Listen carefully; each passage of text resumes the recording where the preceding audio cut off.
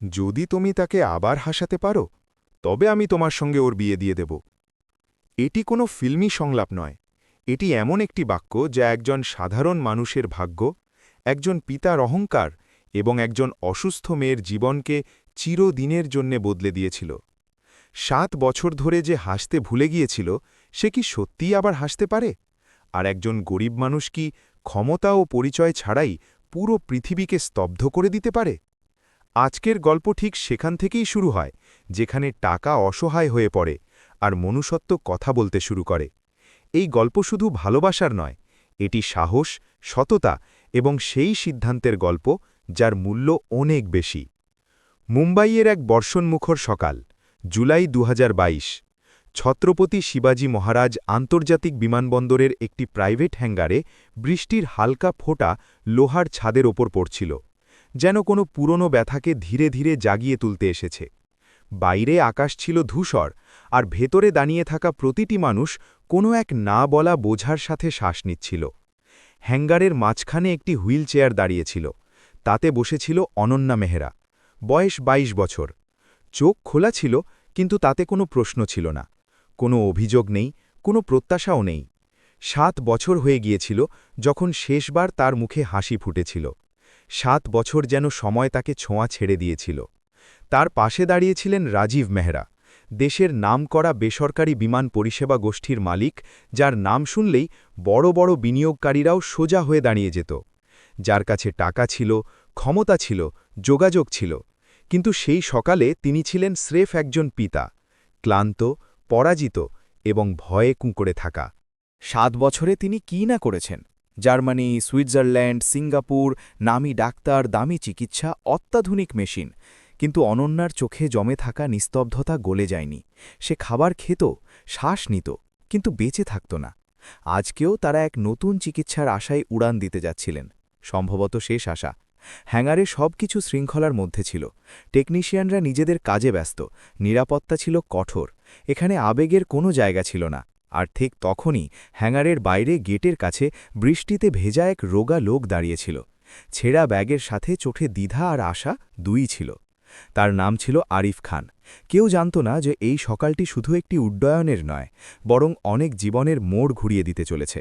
আর এটিও কেউ জানত না যে পরবর্তী 7 মিনিটে যা অসম্ভব বলে মনে করা হতো তা সম্ভব হয়ে যাবে।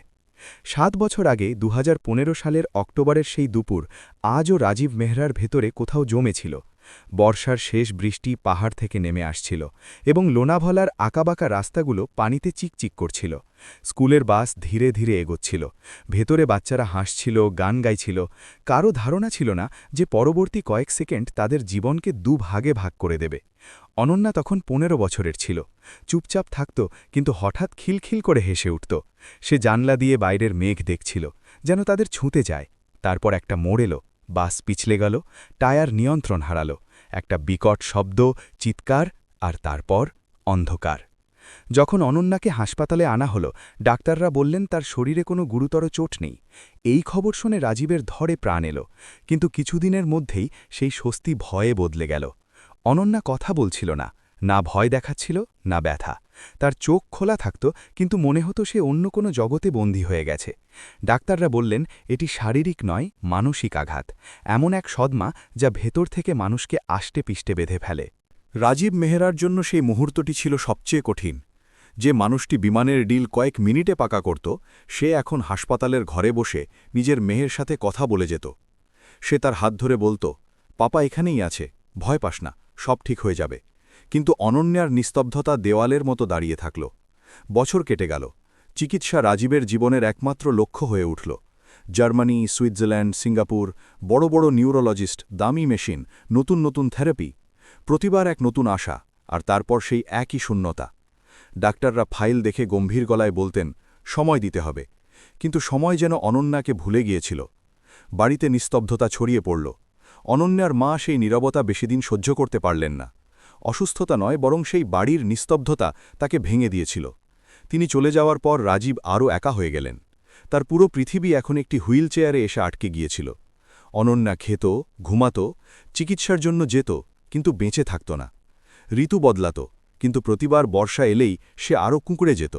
বৃষ্টির শব্দ শুনলেই তার আঙুল কাঁপতে থাকত, যেন তার মন এখনও সেই পাহাড়ের মোড়ে আটকে আছে যেখানে সবকিছু থেমে গিয়েছিল। 7 বছরে রাজীব একটি কথা বুঝেছিলেন, টাকা চিকিৎসা কিনতে পারে, নামী ডাক্তার ডাকতে পারে, কিন্তু মনের ভেতরে জমে থাকা নিস্তব্ধতা ভাঙতে পারে না।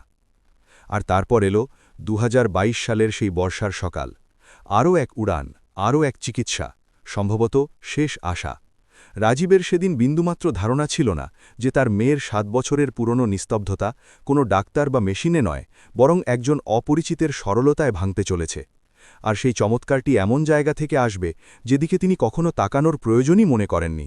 জুলাই 2022-এর সেই সকালে মুম্বাইয়ের বাতাস ছিল ভারী, যেন আকাশও শ্বাস আটকে দাঁড়িয়ে আছে। ছত্রপতি শিবাজী মহারাজ আন্তর্জাতিক বিমানবন্দরের প্রাইভেট হ্যাঙ্গারের বাইরে এক রোগা লোক ভেজা মাটিতে দাঁড়িয়েছিল। কাঁধে ঝুলছিল পুরনো কাপড়ের ব্যাগ, হাতে কিছু কাগজ, আর চোখে সেই আশা যা প্রতিদিন একটু একটু করে ক্লান্ত হয়ে যেত। তার নাম ছিল আরিফ খান। সে পশ্চিমবঙ্গ থেকে এক ছোট গ্রাম থেকে এসেছিল। মা অসুস্থ ছিল, ওষুধের টাকা প্রতি মাসে বেড়ে চলছিল, আর তার কোনো স্বপ্নের নয়, বরং শুধু এক সৎ কাজের প্রয়োজন ছিল। হ্যাঙ্গারের ভেতরের পৃথিবী তার থেকে একদম আলাদা ছিল। চকচকে আলো, দামি প্রাইভেট বিমান, হাতের ট্যাবলেট নিয়ে টেকনিশিয়ান, আর প্রত্যেকের পা সময়ের হিসাবে উঠছিল। এখানে সব কিছু নিয়ন্ত্রণে ছিল। এখানে ভুলের কোনো জায়গা ছিল না, আর সম্ভবত সেই সব মানুষের জন্যও নয় যারা বাইরে গেটে দাঁড়িয়েছিল। যখন আরিফ ভেতরে যাওয়ার চেষ্টা করল, নিরাপত্তারক্ষী তাকে আটকে দিল। নজর তার জামা কাপড় থেকে জুতো পর্যন্ত ঘুরল, আর গলায় পরিষ্কার বার্তা ছিল যে এখানে তার কোনো কাজ নেই। কিছু কর্মচারী পাশ দিয়ে গেল, কেউ মুখ ফিরিয়ে নিল, কেউ হালকা হাসি চাপল। আরিফ কিছু বলল না। সে জানত এই শহরে তার কণ্ঠস্বর পায়েই শোনা যায় না। সে ফিরেই যাচ্ছিল, কিন্তু কাঁচের দেওয়ালের ওপারে তার নজর একটি হুইল চেয়ারে পড়ল। সেখানে এক যুবতী বসেছিল, মুখ শান্ত, চোখ খোলা, কিন্তু যেন অন্য কোথাও দেখছে। সে ছিল অনন্যা মেহরা। সেই শূন্যতা আরিফকে থামিয়ে দিল। তার নিজের ছোট বোনের কথা মনে পড়ে গেল, যে বাবার মৃত্যুর পর কয়েক মাস এভাবেই চুপ ছিল। তখন কোনো ওষুধ কাজ করেনি। কাজ করেছিল গল্প, গলার স্বরের অনুকরণ, আর সেই ছোট ছোট রসিকতা যাতে কোনো চাতুর্য ছিল না, শুধু আপনত্ব ছিল। সেই স্মৃতি আরিফের ভেতরে সাহস হয়ে গেল। সে গভীর শ্বাস নিল এবং বলল যে সে ওই মেয়েটিকে আবার হাসাতে পারে। তার গলা চড়া ছিল না, কিন্তু শব্দগুলো পরিষ্কার ছিল। বাক্যটি বাতাসে মিলিয়ে যেতেই আশেপাশে দাঁড়িয়ে থাকা লোকেদের মুখ বদলে গেল। কেউ এটাকে ঠাট্টা মনে করল, কেউ পাগলপন, কানাঘুষো ছড়িয়ে পড়ল। কিন্তু আরিফের নজর তখনও অনন্যার উপর আটকে ছিল। তার মনে হল মেয়েটি এখনও ভেতরে কোথাও বেঁচে আছে, শুধু একটি কণ্ঠস্বরের অপেক্ষায় আছে।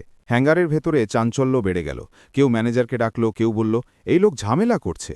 পরিবেশ হঠাৎ কঠোর হয়ে গেল, এবং সেই শোরগোলের মাঝে এক ব্যক্তি এগিয়ে এলো। তার চলা ছিল ধীর কিন্তু আত্মবিশ্বাসে ভরা। দামি স্যুট, সোজা পিঠ, আর চোখে সেই শীতলতা যা ক্ষমতার সাথে আসে। তিনি ছিলেন রাজীব মেহরা। তিনি আরিফকে ওপর থেকে নিচ পর্যন্ত দেখলেন। না রাগ, না হাসি, শুধু প্রশ্ন, তুমি কে? আরিফ মাথা নিচু করে নিজের নাম জানাল। সেই মুহূর্তে কারও ধারণা ছিল না যে এই সাক্ষাৎ শুধু দুই মানুষের নয়, বরং দুই আলাদা পৃথিবীর সংঘর্ষ। আর এই সংঘর্ষই আগে গিয়ে অনেক জীবনের মোড় ঘুরিয়ে দিতে চলেছিল। হ্যাঙ্গারের ভেতরে হঠাৎ এক অদ্ভুত শান্তি নেমে এলো, যেন প্রতিটি শব্দ নিজেকে আটকে নিয়েছে। মেশিনের শব্দ, মানুষের কানাঘুষো, সবকিছু ধীর হয়ে গেল। রাজীব মেহরা আরিফের সামনে দাঁড়িয়েছিলেন। তার মুখ ছিল শক্ত, কিন্তু চোখে এক ক্লান্তি লুকিয়েছিল। সেই ক্লান্তি যা বছরের পর বছর আশা বয়ে বেড়ানোর ফলে আসে। তিনি এক মুহূর্তের জন্য হুইল চেয়ারে বসা অনন্যার দিকে দেখলেন।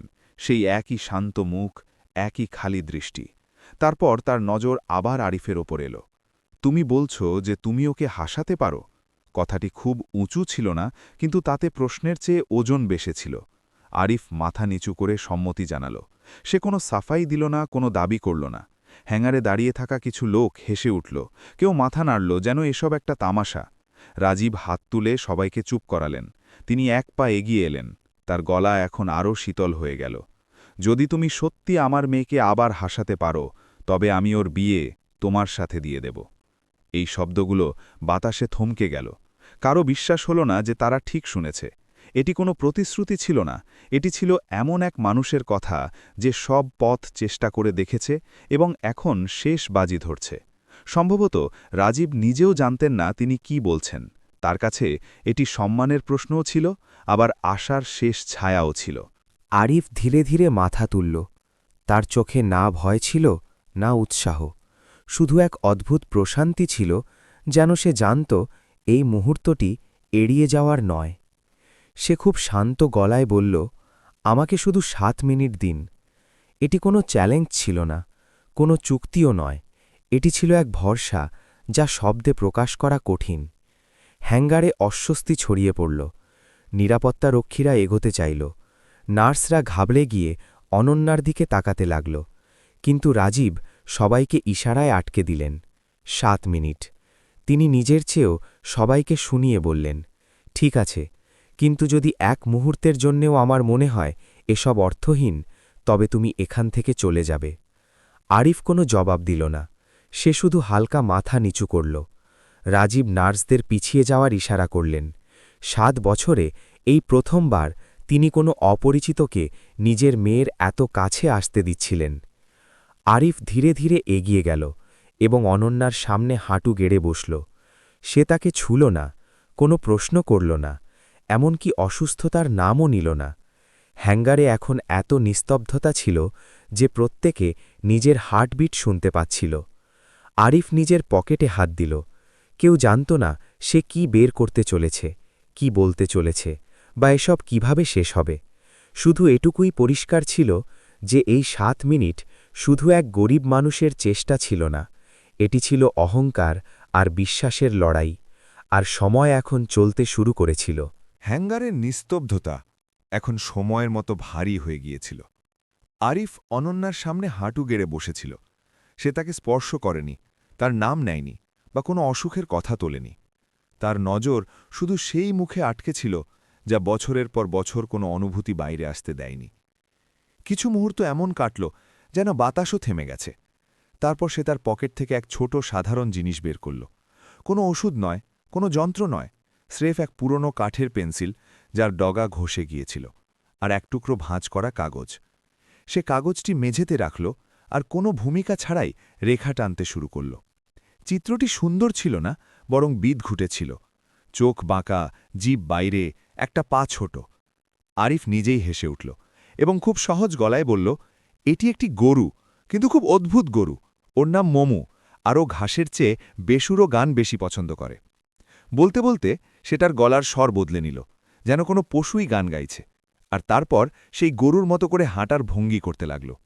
এসব কোনো চাতুর্য বা অভিনয় ছিল না, ছিল সেই সারল্য যা সে গ্রামের মাটি থেকে শিখেছে।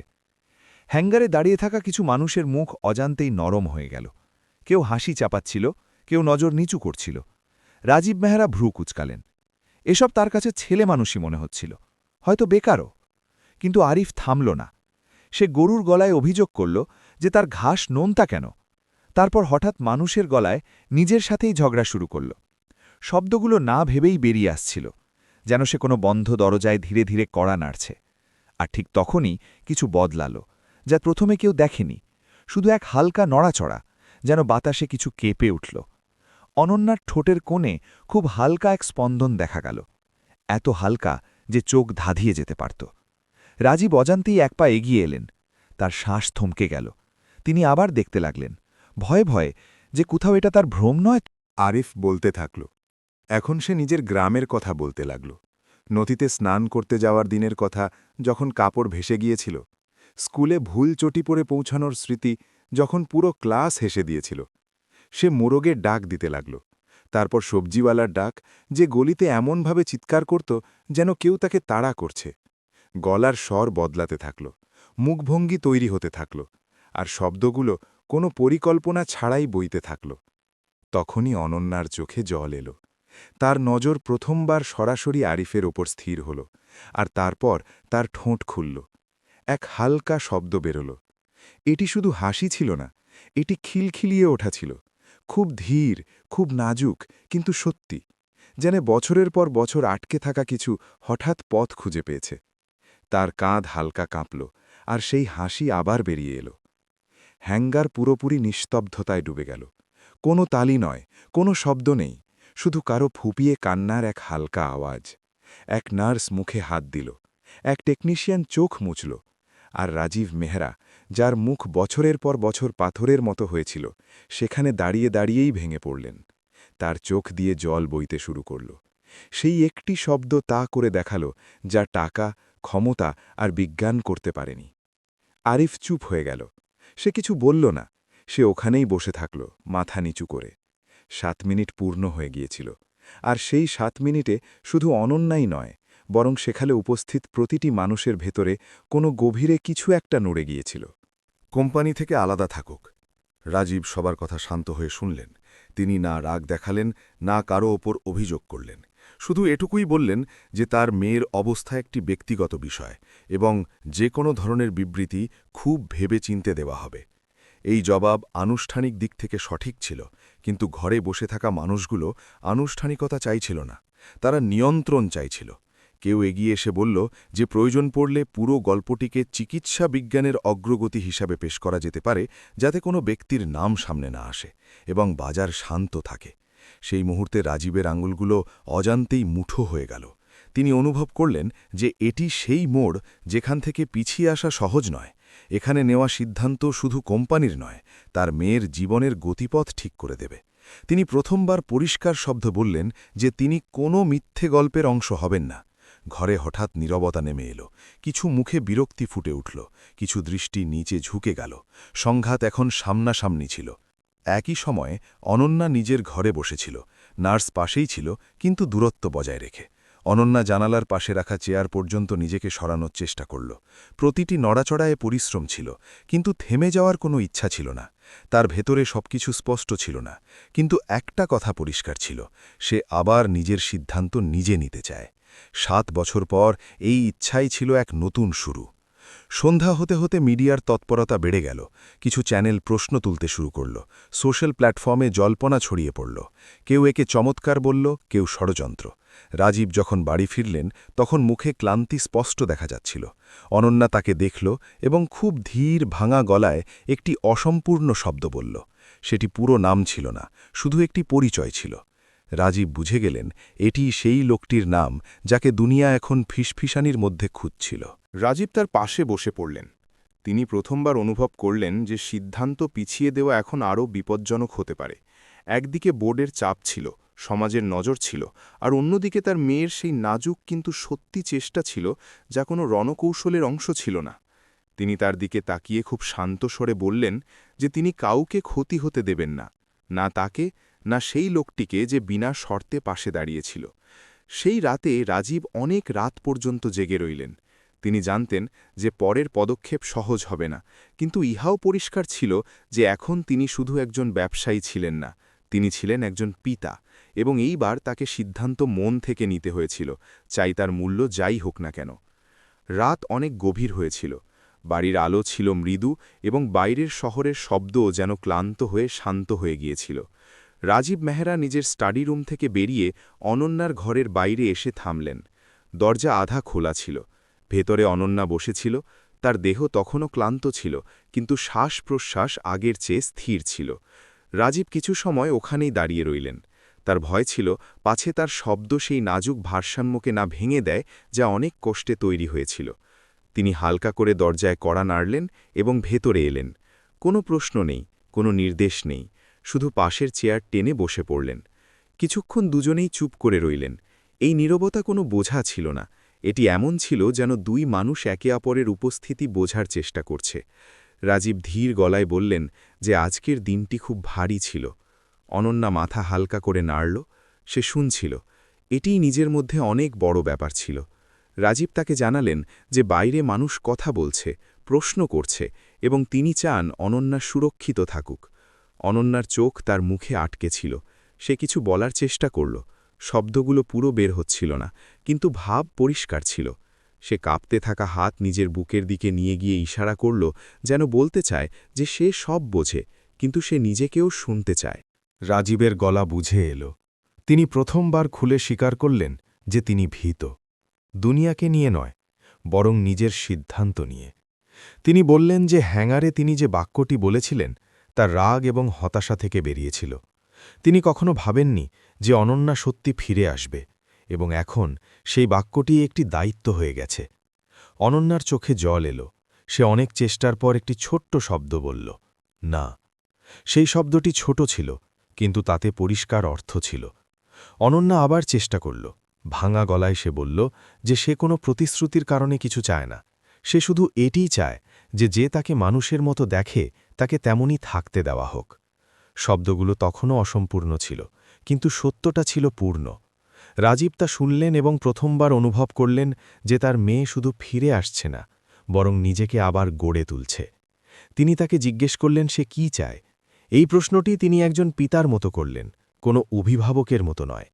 অনন্যা জবাব দিতে সময় নিল। সে জানালার দিকে দেখল, তারপর নিজের হাতের দিকে, এবং খুব ধীর গলায় বলল যে সে ভয় পেতে চায় না, সে বেছে নিতে চায়, ধীরে ধীরে। এই জবাব কোনো মিটিংয়ে কাজে আসে না, কিন্তু একজন পিতার হৃদয়ে গভীরে নেমে যায়। বাইরে দূরে কোথাও ভোরের হালকা আলো দেখা যেতে শুরু করেছিল। রাজীব অনুভব করলেন যে এই রাত শুধু একটি দিনের শেষ ছিল না, বরং একটি পুরনো ভয়ের শেষও ছিল। তিনি অনন্যার হাত খুব সাবধানে ধরলেন, কোনো ঘোষণা করলেন না, কোনো প্রতিশ্রুতি দিলেন না, শুধু বললেন যে তিনি তার পাশে দাঁড়িয়ে থাকবেন, বাইরে দুনিয়া যাই বলুক না কেন। অনন্যা তার দিকে দেখল এবং তার ঠোঁটে খুব হালকা একটি হাসি এলো। এটি অট্টহাসি ছিল না, স্রেফ একটি ভরসা ছিল। রাজীব বুঝে গেলেন আজ কোনো বড় সিদ্ধান্ত নেওয়া হয়নি, কিন্তু সবচেয়ে জরুরি কথাটি ঠিক হয়ে গেছে। এখন আগে যাই হবে তা ভয়ে থেকে নয়, বরং সত্য থেকে শুরু হবে। সকালের আলো শহরে ছড়িয়ে পড়েছিল, কিন্তু রাজীব মেহরার ভেতরে রাত এখনও শেষ হয়নি। বাড়ি থেকে বেরোনোর সময় তিনি অনন্যার ঘরের দিকে আরও একবার তাকালেন। দরজা বন্ধ ছিল, কিন্তু তিনি জানতেন ভেতরে ঘুম ছিল না, শুধু চিন্তা ছিল। এই চিন্তাই তার পদক্ষেপগুলোকে ভারী করে তুলছিল। বাইরে গাড়ি দাঁড়িয়েছিল এবং মোবাইল ক্রমাগত কম্পন করছিল। বার্তা, কল, সতর্কতা। আজ এড়িয়ে যাওয়ার কোনো সুযোগ ছিল না। আজ প্রশ্নের মুখোমুখি হতেই হতো। কোম্পানি সদর দপ্তরের বাইরে মিডিয়া আগে থেকেই উপস্থিত ছিল। ক্যামেরার আলো ছিল তীব্র এবং কণ্ঠস্বর অধৈর্য। রাজীব গাড়ি থেকে নামতেই অনুভব করলেন যে এখন প্রতিটি শব্দ শুধু শোনা হবে না, ওজনও করা হবে। তিনি না থেমে ভেতরে চলে গেলেন, কিন্তু প্রশ্নগুলো তার সাথে ভেতর পর্যন্ত চলে এলো। মিটিংয়ের আগেই এটি ঠিক হয়ে গিয়েছিল যে একটি বিবৃতি দিতে হবে। চুপ থাকা এখন সুরক্ষা নয়, সন্দেহ হয়ে দাঁড়িয়েছিল। কনফারেন্স হলে বোর্ডের সদস্যরা বসেছিলেন। মুখে চিন্তা ছিল, আর চোখে নিয়ন্ত্রণ হারানোর ভয়। কেউ ধীর গলায় বলল যে বিবৃতি আবেগপূর্ণ হওয়া উচিত নয়। কেউ শেয়ার বাজারের নাজুক পরিস্থিতির কথা মনে করিয়ে দিল। রাজীব সব শুনছিলেন, কিন্তু আজ তিনি শুধু পরিসংখ্যান শুনছিলেন না। তিনি নিজের বাড়ির নীরবতা, নিজের মেয়ের দুর্বল কণ্ঠস্বর এবং রাতের সেই কথাবার্তাও শুনতে পাচ্ছিলেন। এটিই ছিল পার্থক্য। তিনি যখন মিডিয়ার সামনে এলেন তখন তার হাতে কোনো লিখিত বিবৃতি ছিল না। ক্যামেরা চালু হল এবং প্রশ্নের পাহাড় শুরু হয়ে গেল। আপনার মেয়ের অবস্থায় কি সত্যিই উন্নতি হয়েছে? এটি কি কোনো নতুন চিকিৎসার ফল? আর সেই ব্যক্তির কোনো ভূমিকা আছে কি, যার নাম সব জায়গায় নেওয়া হচ্ছে? রাজীব হাত তুলে সবাইকে শান্ত হওয়ার ইশারা করলেন। তার গলা চড়া ছিল না, কিন্তু স্থির ছিল। তিনি বললেন যে তার মেয়ের অবস্থা একটি ব্যক্তিগত বিষয় এবং তাকে কোনো প্রচারের অংশ বানানো হবে না। এটি প্রথম বাক্য ছিল এবং তাতেই দিক পরিষ্কার হয়ে গিয়েছিল। তিনি আরও বললেন যে উন্নতি হয়েছে, কিন্তু এটি কোনো চমৎকার নয়, কোনো পরিকল্পনাও নয়। এটি একটি নাজুক প্রক্রিয়া, যার সময় এবং শান্তি প্রয়োজন। কেউ আবার সেই লোকটির কথা জিজ্ঞেস করল। রাজীব এক মুহূর্ত থামলেন এবং তারপর বললেন যে কোনো মানুষের মনুষ্যত্বকে গল্প বানানো তার কাছে গ্রহণযোগ্য নয়। তার কোম্পানি স্বচ্ছতায় বিশ্বাস করে, কিন্তু মানবিক সীমার ভেতরে। তার মেয়ে কোনো পণ্য নয় এবং তার ব্যথা কোনো রণকৌশল নয়। হলে শোরগোল পড়ে গেল। কিছু সাংবাদিক একে সাহসী পদক্ষেপ বললেন, কিছুজন ঝুঁকিপূর্ণ। রাজীব জানতেন প্রতিক্রিয়া আসবে, কিন্তু প্রথমবার তার ভয় লাগল না। বিবৃতি শেষ হল, কিন্তু প্রভাব বাকি ছিল। বোর্ডের কিছু সদস্য চুপ ছিলেন, কেউ অস্বস্তিতে। এই সিদ্ধান্ত সহজ ছিল না, কিন্তু এটি ছিল প্রথম পরিষ্কার পদক্ষেপ। রাজীব বুঝে গিয়েছিলেন যে আগে সংঘাত হবে, হয়তো লোকসানও হবে, কিন্তু আজ তিনি এটি ঠিক করে নিয়েছেন যে তিনি সঠিক পক্ষেই দাঁড়িয়ে থাকবেন। একই সময় বাড়িতে অনন্যা নার্সের সাহায্যে বসেছিল। টিভি বন্ধ ছিল, কিন্তু ঘরের নিস্তব্ধতা ছিল না। সে জানালার বাইরে দেখল এবং খুব ধীর কিন্তু স্পষ্ট গলায় একটি ছোট্ট বাক্য বলল, সে ঠিক আছে।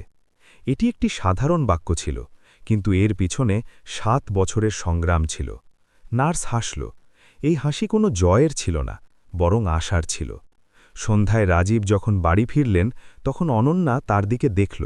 তার চোখে ভয় ছিল না, শুধু একটি শান্ত ভরসা ছিল। রাজীব সেই ভরসাকে দেখলেন এবং বুঝে গেলেন আজ যে লড়াই তিনি শুরু করেছেন তা শুধু মিডিয়া বা বোর্ডের সাথে নয়, এটি সেই পুরনো ভয়ের সাথেও, যা বছরের পর বছর তার সিদ্ধান্তগুলো নিয়ন্ত্রণ করেছে।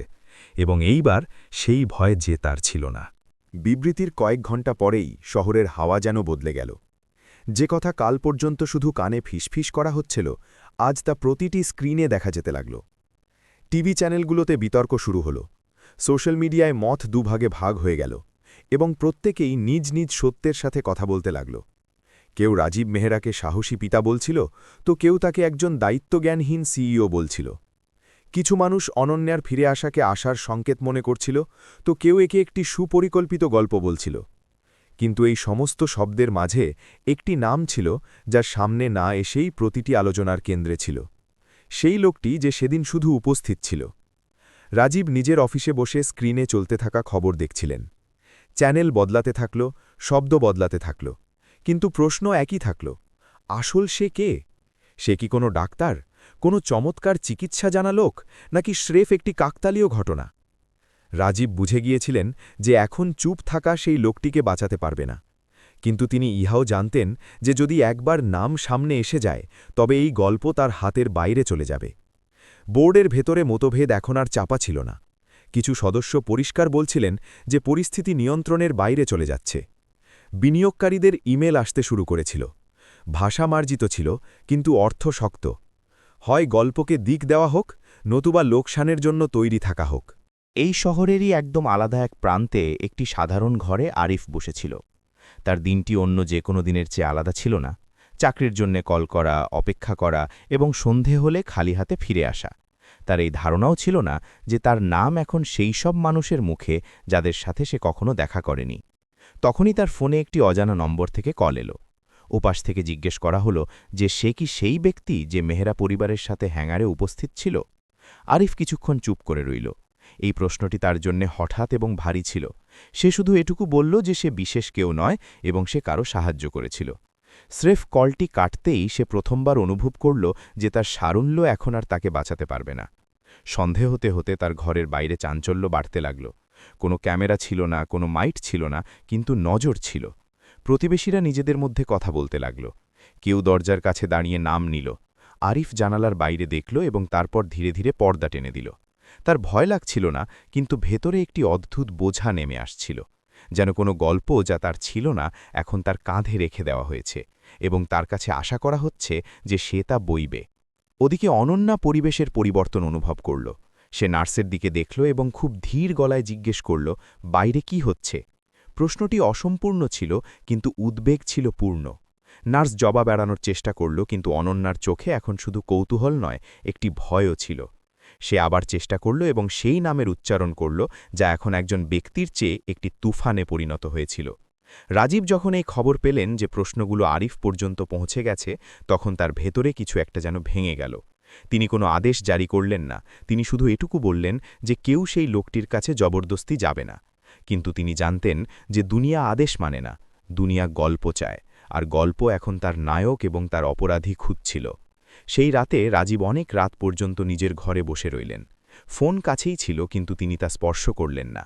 তার মনে একটিই প্রশ্ন ঘুরছিল, সত্য বলা কি যথেষ্ট হয় যখন সত্য অন্য কাউকে আঘাত করতে শুরু করে? সেই রাতে আরিফ নিজের ঘরে বসে দেওয়ালের দিকে তাকিয়ে রইল। সে কখনো কিছু চায়নি, না নাম না পরিচয়। তবু এখন সবকিছু তার চারপাশে ঘুরতে শুরু করেছিল। সে চোখ বন্ধ করল এবং গভীর শ্বাস নিল। সম্ভবত এখান থেকেই গল্পটি সত্যি কঠিন হতে চলেছিল, কারণ এখন এটি শুধু একটি পরিবারের পরীক্ষা ছিল না, এটি সমাজের পরীক্ষা হয়ে দাঁড়িয়েছিল। পরের দিন সকালবেলায় শহরের মুখ বদলে গিয়েছিল। খবরের কাগজের শিরোনামে সেই একই প্রশ্ন ছিল যা রাতভর টিভি এবং মোবাইল স্ক্রিনে ঘুরছিল। সোশ্যাল মিডিয়ায় বিতর্ক এখন চিন্তাভাবনা ছাড়িয়ে অভিযোগে বদলে গিয়েছিল। কোনো প্রমাণ ছাড়াই শুধু অনুমানের সাহারায় একজন সাধারণ মানুষের পরিচয় গড়ে তোলা হচ্ছিল। কেউ আরিফকে নকল হিরো বলল, কেউ তাকে কোনো বড় খেলার অংশ জানাল। শব্দগুলো তীক্ষ্ণ ছিল, কিন্তু তাদের পেছনে দায়িত্ব ছিল না। আর এটিই সেই মুহূর্ত ছিল যখন গল্পটি প্রথমবার কোনো মানুষকে সত্যি সত্যি আঘাত করল। আরিফ সেই সকালে রোজগার মতোই কাজের জন্য বেরিয়েছিল। সে নিচে গলিতে কিছু মানুষকে জড়ো হতে দেখল, কিন্তু প্রথমে গুরুত্ব দেয়নি। মুখগুলো অপরিচিত ছিল, কিন্তু নজরগুলো ছিল চেনা। কেউ তার নাম নিল, অন্য কেউ মোবাইল ক্যামেরা তার দিকে ঘুরিয়ে দিল। আরিফ থমকে গেল। সে দৌড়াল না বা গলা চড়াল না। সে শুধু জিজ্ঞেস করল, ব্যাপার কি? জবাব মিলল প্রশ্নে। সে কি টাকা নিয়েছিল? এসব কি একটি রফাদফা ছিল? সে কি সত্যি গোপন করছে? কণ্ঠস্বর ধীরে ধীরে চড়া হতে লাগল। কোনো গালি ছিল না, কোনো হাত ওঠেনি, কিন্তু বাতাসে একটি টান টান উত্তেজনা ছিল যা যে কোনো মুহূর্তে ছিঁড়ে যেতে পারত। আরিফ নিজেকে সামলে নিয়ে বলল যে সে কারো থেকে কিছু নেয়নি এবং সে কোনো গল্পের অংশ নয়। কিন্তু ভিড় সত্য শুনতে আসেনি। ভিড় তাই শোনে যা সে আগে থেকেই বিশ্বাস করে নিয়েছে।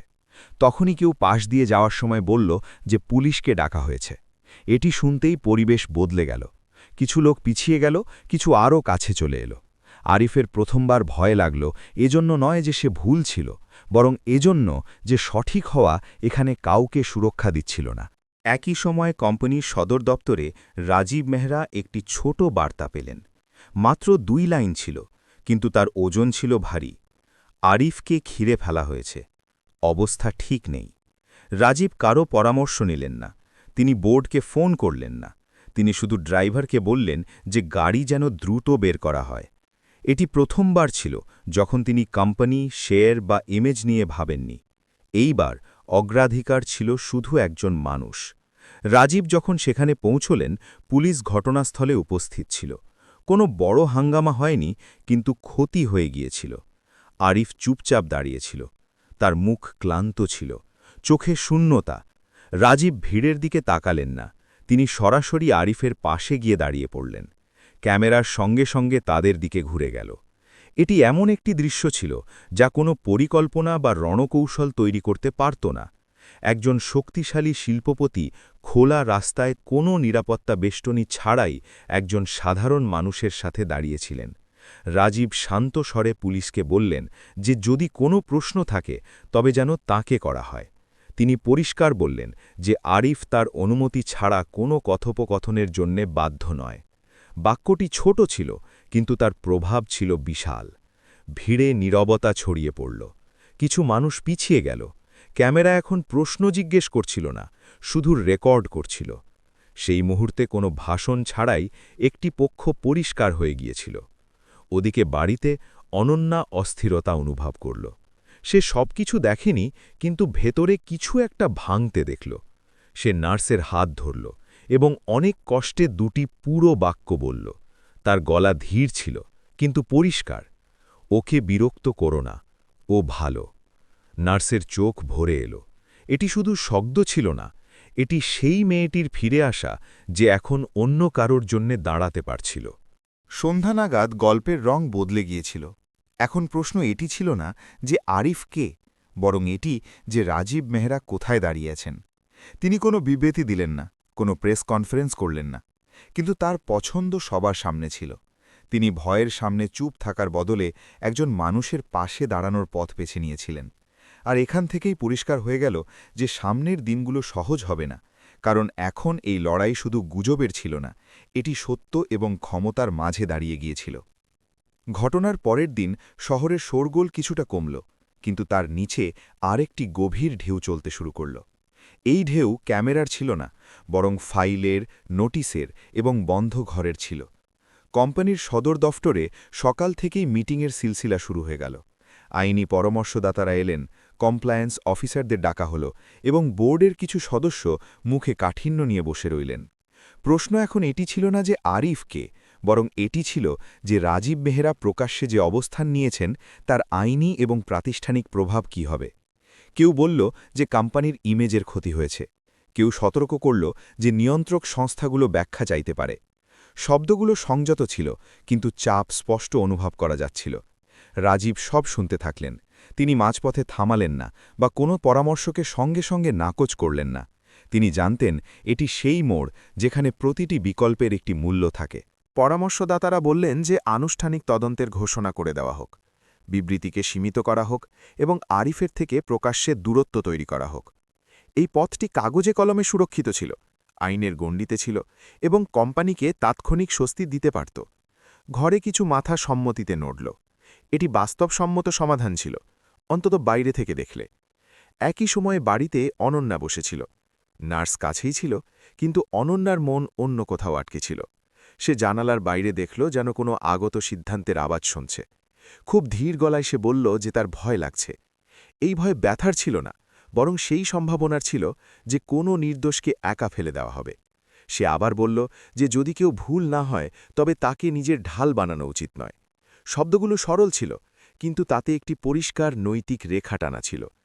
দুপুর নাগাদ সরকারি অফিসগুলো থেকে আনুষ্ঠানিক চিঠি আসতে শুরু করল। ব্যাখ্যা চাওয়া হলো, সময়সীমা ঠিক করে দেওয়া হলো। এটি কোনো হুমকি ছিল না, স্রেফ ব্যবস্থার নিজস্ব ধরন ছিল। রাজীব চিঠিগুলো পড়লেন এবং না ঘাবড়ে মেঝের ওপর রেখে দিলেন। বোর্ডের কিছু সদস্য বললেন যে এখন ব্যক্তিগত আবেগের জন্য জায়গা নেই, কোম্পানিকে আগে রাখতে হবে।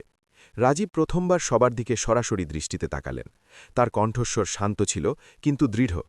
তিনি বললেন যে আইনের সম্মান করা হবে, প্রতিটি প্রশ্নের জবাব দেওয়া হবে, কিন্তু কোনো নির্দোষ মানুষকে ঢাল বানিয়ে নয়। ঘরে একটি ভারী নীরবতা ছড়িয়ে পড়ল। এই নীরবতা অসম্মতির ছিল, কিন্তু খোলাখুলি সংঘাতের নয়। সন্ধ্যায় রাজীব বাড়ি ফিরলেন। অনন্যা তাকে দেখল এবং এইবার কোনো দ্বিধা ছাড়াই বলল যে সে তার সাথে আছে। শব্দগুলো ছোট ছিল, কিন্তু এখন তাতে স্থিরতা ছিল, ভরসা ছিল। সেই মুহূর্তে রাজীব ঠিক করে নিলেন যে তিনি আনুষ্ঠানিক তদন্তের অনুমতি দেবেন, কিন্তু সেই সাথে প্রকাশ্যে এটি পরিষ্কার করবেন যে আরিফ কোনোভাবেই অভিযুক্ত নয়। এই দ্বিমুখী পথ সহজ ছিল না, একদিকে আইন এবং প্রতিষ্ঠান, অন্যদিকে মনুষ্যত্ব এবং দায়িত্ব। কিন্তু এটিই ছিল সেই ভারসাম্য যা তিনি হারাতে চাইছিলেন না। পরের দিন সকালে একটি সংক্ষিপ্ত এবং পরিষ্কার বিবৃতি জারি করা হলো। না কোনো অভিযোগ, না কোনো আবেগপ্রবণ সাফাই, শুধু তথ্য এবং সীমা। কোম্পানি তদন্তে পূর্ণ সহযোগিতা করবে এবং আরিফকে যে কোনো ধরনের পাবলিক চাপ থেকে দূরে রাখা হবে। এই বিবৃতি না তো সবাইকে সন্তুষ্ট করতে পারল, না তো বিতর্ক সঙ্গে সঙ্গে শেষ করতে পারল, কিন্তু দিক ঠিক হয়ে গিয়েছিল। দিন গড়াতে গড়াতে শেয়ারে ওঠানামা এলো, সমালোচনাও হলো এবং সমর্থনও। রাজীব জানতেন এটি শেষ নয়, কিন্তু তিনি সেই পথ বেছে নিয়েছিলেন যার সাথে তিনি নিজেকে আয়নায় দেখতে পারেন। এই পছন্দ সহজ ছিল না, কিন্তু এটি ভয় থেকে নয়, একটি পরিষ্কার বিশ্বাস থেকে করা হয়েছিল যে আসল ক্ষমতা তাই যা দুর্বলের পাশে দাঁড়াতে পারে। সময় ধীরে ধীরে এগিয়ে চলল। শহরের কণ্ঠস্বর পুরোপুরি থামেনি, খবরও চলতে থাকল, কিন্তু তাদের শোরগোলের নিচে এখন একটি আলাদা ধরনের নীরবতা ছিল। এই নীরবতা ক্লান্তির ছিল না, বরং স্বীকৃতির ছিল। মানুষ এখনও আলোচনা করছিল, কেউ একমত ছিল, কেউ দ্বিমত, কিন্তু প্রশ্ন বদলে গিয়েছিল। এখন এটি জানার কৌতূহল কম ছিল যে সত্য কি, আর এটি বোঝা বেশি ছিল যে সত্যের পাশে দাঁড়ানো কতটা দামি হতে পারে। রাজীব মেহরার জন্য এই সফর সহজ ছিল না। তিনি সেই পথ বেছে নিয়েছিলেন যাতে সুবিধা কম এবং দায়িত্ব বেশি ছিল। তিনি বুঝলেন যে নেতৃত্ব শুধু সিদ্ধান্ত নেওয়ার নাম নয়, বরং সেই সিদ্ধান্তের পরিণামের সাথে বেঁচে থাকার সাহসও বটে। আরিফের জীবনে শোরগোল কহে গেল, কিন্তু অভিজ্ঞতার ছায়া রয়ে গেল। সে কোনো মঞ্চের অংশ হল না, না তো সে পরিচয়কে ধরে রাখার চেষ্টা করল।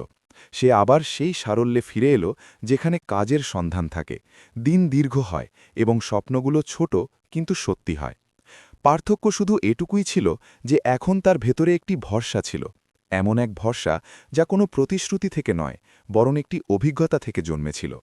সে জানল যে সত্য সব সময় সঙ্গে সঙ্গে যেতে না, কিন্তু যদি কোনো শক্তিশালী ব্যক্তি বিনা শর্তে তার পাশে দাঁড়ায় তবে সত্য একাও থাকে না। অনন্যার পৃথিবীও ধীরে ধীরে বদলাচ্ছিল। তার পদক্ষেপ এখনও সাবধানে উঠত, শব্দগুলো এখনও ধীরে আসত, কিন্তু তার চোখে ভয়ের জায়গা পরিষ্কার চিন্তাভাবনা নিয়ে নিয়েছিল।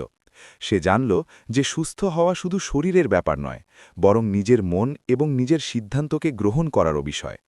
সে তার পিতাকে নতুন রূপে দেখল, একজন এমন মানুষ হিসেবে যে ভুল স্বীকার করতে পারে এবং সঠিকের জন্য মূল্য দিতে পিছিয়ে যায় না। এই অনুভূতি তার জন্য কোনো ওষুধের চেয়ে কম ছিল না। রাজীব এবং অনন্যার মাঝে এখন আগের মতো নীরবতা ছিল না। কথাবার্তা কম ছিল, কিন্তু বোঝাপড়া ছিল গভীর। তারা জানতেন যে আগেও প্রশ্ন উঠবে, দুনিয়া আবার যাচাই করবে, এবং প্রতিবার জবাব সহজ হবে না। কিন্তু এইবার তাদের কাছে শুধু যুক্তি ছিল না, একটি দিকনির্দেশনা ছিল। সেই দিক যা ভয় থেকে নয়, দায়িত্ব থেকে তৈরি হয়েছিল।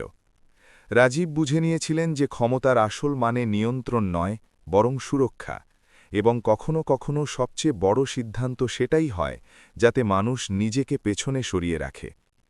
এই গল্প কোনো চমৎকারের ছিল না, এটি ছিল সেই ছোট ছোট সত্যি সিদ্ধান্তের গল্প যা মিলে বড় অর্থ তৈরি করে দেয়। এটি মনে করিয়ে দেওয়ার চেষ্টা ছিল যে প্রতিটি ভিড়ের মাঝে একজন মানুষ দাঁড়িয়ে থাকে এবং প্রতিটি শব্দের নিচে একটি সত্য শ্বাস নেয়। জীবন প্রায়শই সঠিক এবং ভুলের মাঝে নয়, বরং সহজ এবং সঠিকের মাঝে বেছে নিতে বাধ্য করে, আর সেই পছন্দই ঠিক করে দেয় যে আমরা আসলে কে। যদি এই গল্পটি আপনার হৃদয় ছুঁয়ে যায়, যদি এতে আপনি নিজের জীবনের কোনো প্রশ্ন বা কোনো উত্তর দেখে থাকেন, তবে নিজের কথা নিচে কমেন্টে অবশ্যই লিখুন এবং জানান যে আপনি কোন জায়গা থেকে এই গল্প শুনছেন। ভিডিওটি লাইক করুন এবং চ্যানেলটি সাবস্ক্রাইব করুন, যাতে এই ধরনের আবেগপ্রবণ এবং সত্যি গল্প আপনার কাছে পৌঁছাতে থাকে। আপনার একটি ছোট প্রতিক্রিয়া অন্য কারোর জন্য আশা হয়ে উঠতে পারে। ধন্যবাদ, আর পরবর্তী গল্পে আবার দেখা হবে।